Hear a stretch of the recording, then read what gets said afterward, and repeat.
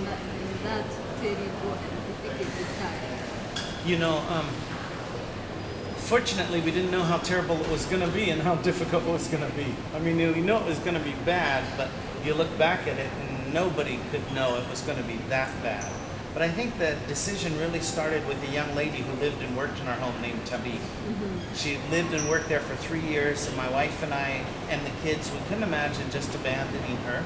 She was, you know, like family, and so I think the first beginning or the center part of the decision was about the relationship with her, and there was a young man who worked in the evening for our home, and his ID card said Tutsi too, and so we thought, leave these two people. It just, you could, you know, all your life you grow up as a Christian saying, you know, I'll pray for you, but how could you say I'll pray for you to these people?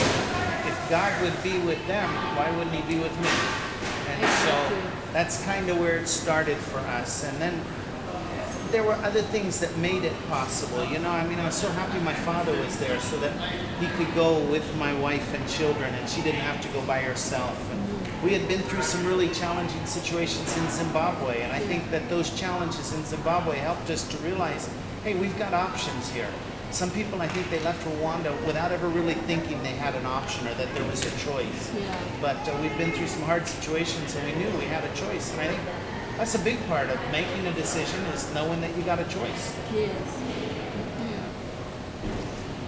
So, and as the time went on, you saw more and more opportunities to make a difference. And you saw more and more people who are making a difference.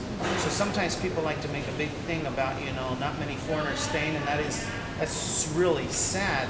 But at the same time, there were Rwandans who were making a difference. And when you felt like you could have a chance to partner together, like at Gasimba and, you know, Mark Vader in there at St. Michel, you realize, you know, you don't focus on all the people who left. You focus on the people who are there and making a difference. And when the ambassador asked you to come, what was your feeling by saying, I think I have a choice? Yeah, the embassy was doing their job, what every embassy should do, try to get their people safely out of harm's way. And I was really happy that I had a relationship with the embassy staff already, the ambassador and the consulate officer. We knew each other, and they knew I wasn't just being difficult, but they had their job to do, and I felt we had our job to do. And so, you know, it was kind of serious for a moment to realize, hey, we're signing off on getting any help from our government. You're really kind of on your own. I mean, you know, you're never on your own, but it's so easy to rely on things you can see instead of relying on our Creator. And so it was some serious thinking, but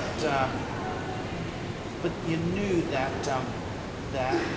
when Teresa and I decided together, we had this assurance that it was the right thing, and I think that made all the difference in the world, that the two of us, I didn't try to convince her, she didn't try to convince me, we both just believed the right thing.